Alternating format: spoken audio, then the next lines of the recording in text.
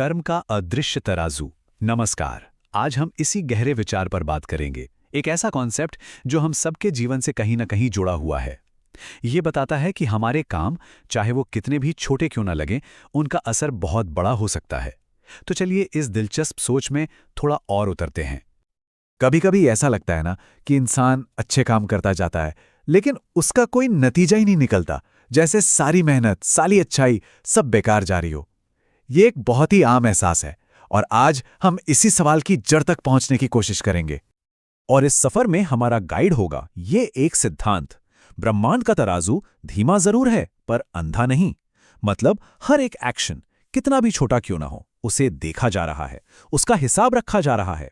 ये एक बहुत ही पावरफुल आइडिया है जिसे हम एक कहानी के जरिए समझेंगे।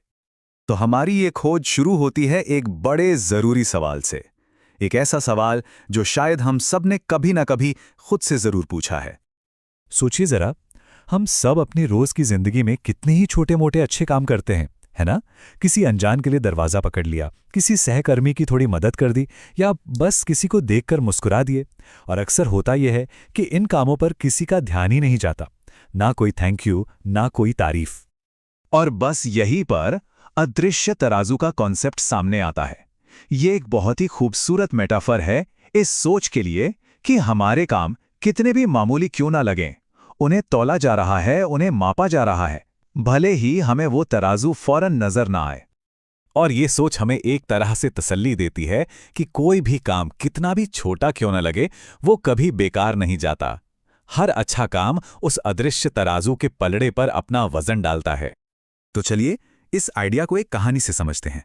ये कहानी है एक सीधे साधे किसान की, जिसके काम हमें कर्म की ताकत के बारे में एक बहुत गहरा सबक सिखाते हैं।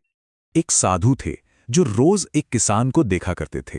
ये किसान हर रोज चुपचाप बिना किसी को बताए एक आम रास्ते से कंकड़ पत्थर और कूड़ा करकट हटाता था, ताकि वहां से गुजरने वालों के लिए रास्ता साफ और सेफ हो जाए। लेकिन उसकी इस मेहनत के बदले उसे कोई तारीफ नहीं मिलती थी, कोई शुक्रिया अदा नहीं करता था, बल्कि कुछ लोग तो उसका मजाक तक उड़ाते थे। वो समझ ही नहीं पाते थे कि वो ऐसा क्यों कर रहा है। वो उससे पूछते, अरे ये सब करके क्या मिलेगा तुम्हें, क्यों अपना वक्त बर्बाद कर रहे हो?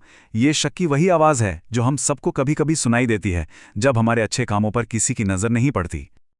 लेकिन किसान पर इन बातों का कोई असर नहीं होता।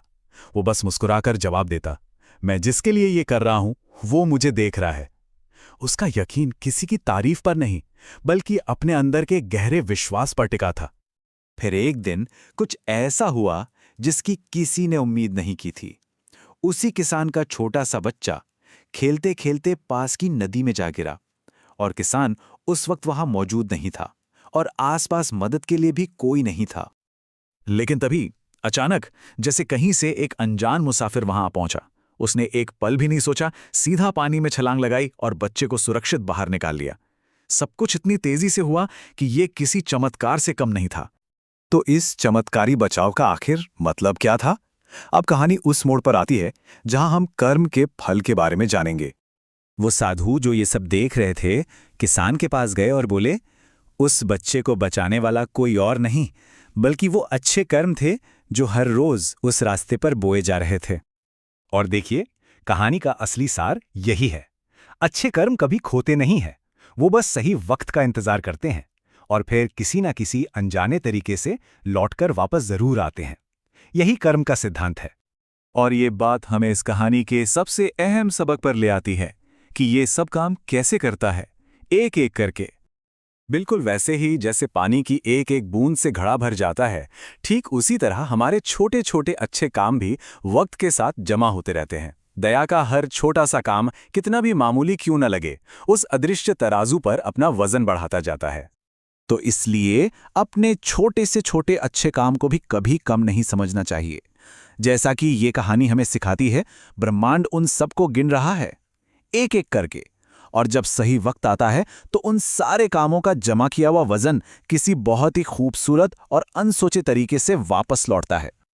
तो आज इस बात को यहीं छोड़ते हैं, इस एक सवाल के साथ। आज ऐसा कौन सा कर्म होगा जो उस अदृश्य तराजू पर गिना जाएगा?